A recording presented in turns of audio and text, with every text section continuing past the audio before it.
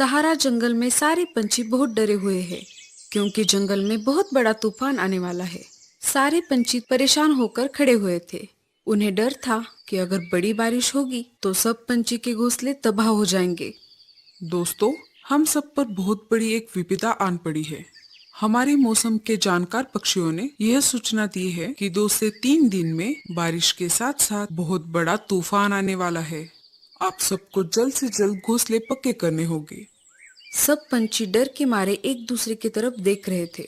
उसमें से एक पंछी ने कहा, राजा जी, हम 2 दिन में कैसे घोंसला बनाएंगे? लकड़ियां जमा करने में ही हमें 7 से 8 दिन लग जाएंगे। तुम चिंता मत करो, हमने इसकी व्यवस्था पहले से ही कर ली है। हमारे राज्य के भंडार में कुछ लकड़ियां जमा है। आपातकालीन समय के लिए इसे रखा था। अब इसका इस्तेमाल करने का समय आ गया है।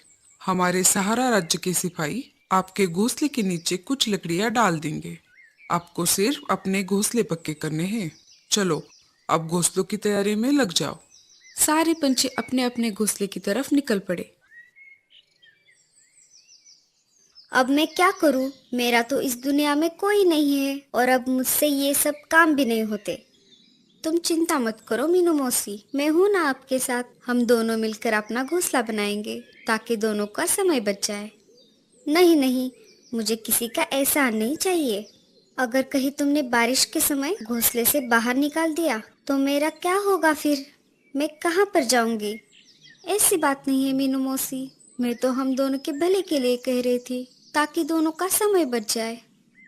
रहने दो, मैं देख लूंगी। ठीक है, जैसी आपकी मर्जी। सब सिपाही पंछी की राह देख रहे थे। सबको घोंसला जो बनाना था। थोड़ी देर बाद सिपाही पंछी लकड़ियां लेकर आ गए। उन्होंने हर एक पेड़ के नीचे लकड़ियां डाल दी। मीनू मौसी और लाडो लकड़ियों के पास आ जाती है। उन दोनों से पहले कालू कौवा और भूरा कौवा वहां पर पहुंच चुके थे। आ गए दोनों। काम के समय पर तो गायब रहोगे और जब प्रसाद बट रहा हो तो दोनों पहले से हाजिर रहते हैं। मतलबी कहीं के। अरे मीनू मौसी, इन लकड़ियों पर सिर्फ तुम्हारा नाम नहीं लिखा है, इन पर हमारा भी अधिकार है। हाँ हाँ, मुझे मत सिखाओ क्या अधिकार है और क्या नहीं। मैं तुम जैसों को बहुत अच्छी तरह से जानती हूँ। ये सिर्फ 3 घोंसले बनाने जितनी ही लकड़ियाँ है और इनमें से मैं मेरा हिस्सा नहीं देने वाली। तुम तीनों में से किसी एक को दूसरी लकड़ियों का इंतजाम करना पड़ेगा। मीनू मौसी, ये समय झगड़ा करने का नहीं है। ऐसी स्थिति में हमें समझौते से काम लेना पड़ेगा। मैं नहीं करने वाली समझौता। समझौता करना है तो आपस में करो। कालू सही कह रहा है मौसी, हमारे पास बहुत कम समय है। बारिश का तूफान कभी भी आ सकता है।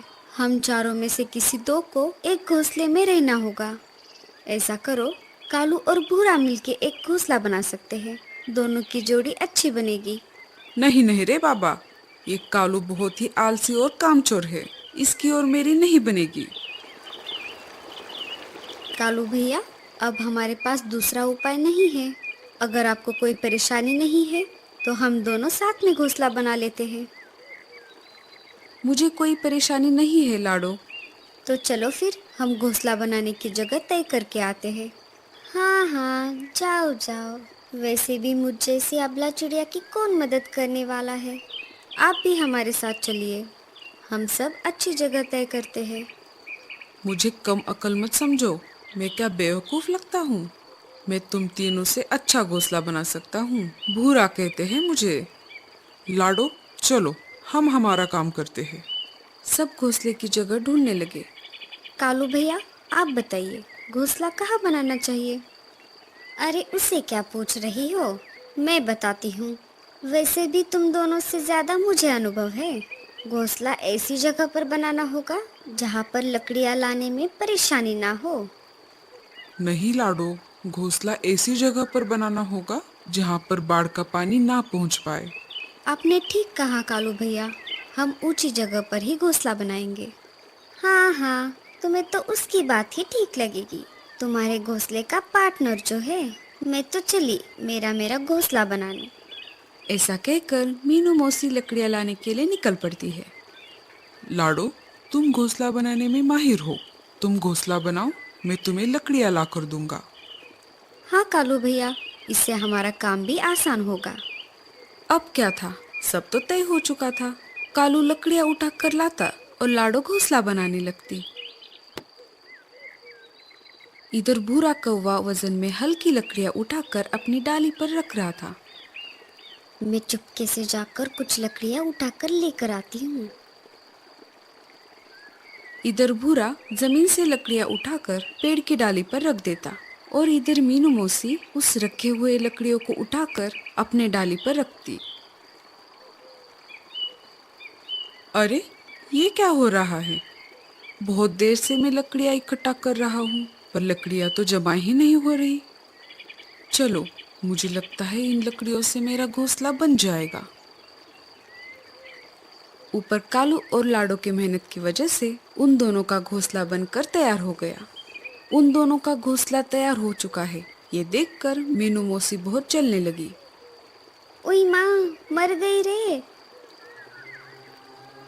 लाडो और कालू दोनों मीनू मौसी के पास आ जाते हैं। क्या हुआ मौसी?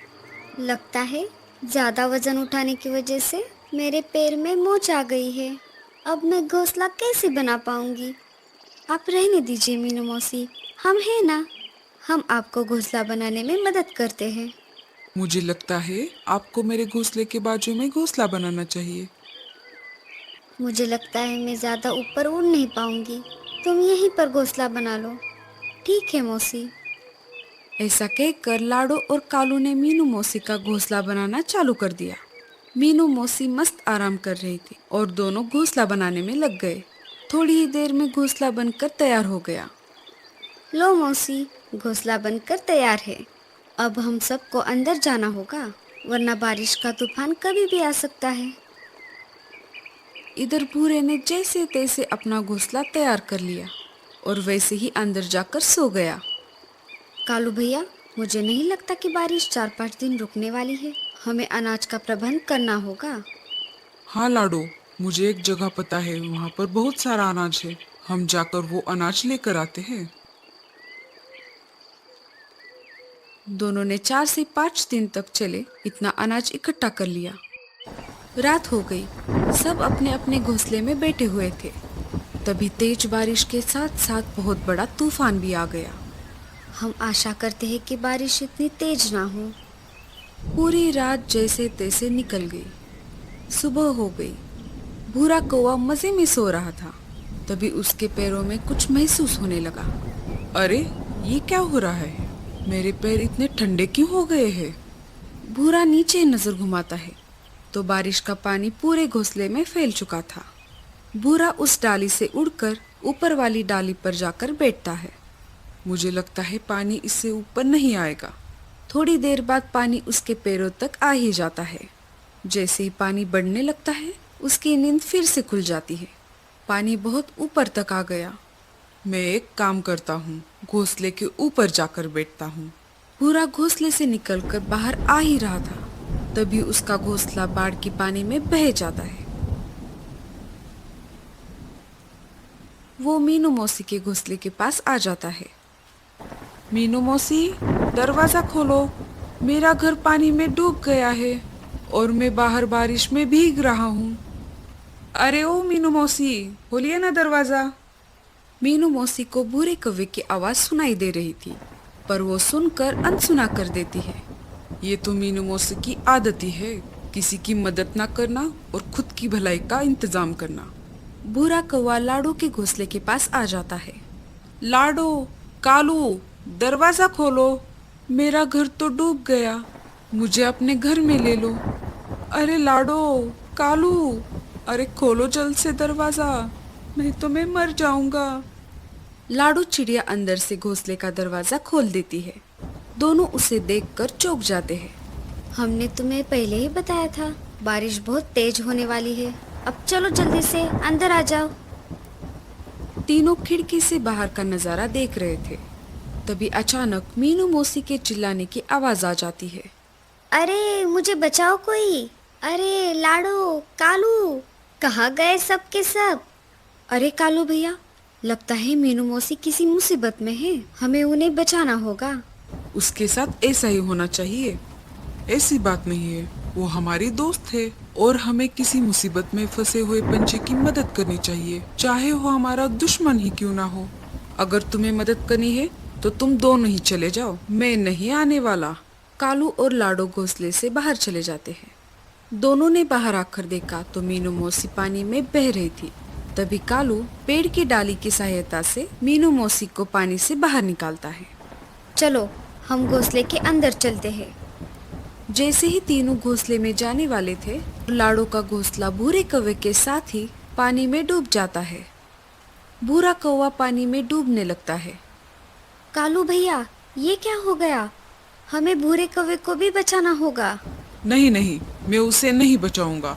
तुमने देखा नहीं वो कैसे मीनू मौसी को बचाने के लिए इनकार कर रहा था। कालू भैया, अभी अभी तो आप कह रहे थे मुसीबत में फंसे पंछी की मदद करनी चाहिए, चाहे वो हमारा दुश्मन ही क्यों ना हो। ठीक है बाबा, बचाता हूँ। अरे मर गया रे, बचाओ। अरे देख क्या रहे हो सबके सब, कोई तो बचाओ मुझे। अगर मैं तुम्हारे साथ आ जाता तो ये मुसीबत नहीं आती। कालू उसे पानी से बाहर निकालता है और उसे ऊपर से डाली पर छोड़ देता है। अब आगे क्या होगा? तीनों के घोंसले तो बाढ़ में डूब गए। क्या जंगल के सारे पंछी बच पाएंगे? क्या बारिश थम जाएगी? जानना है तो हमें कमेंट्स में जरूर बताना।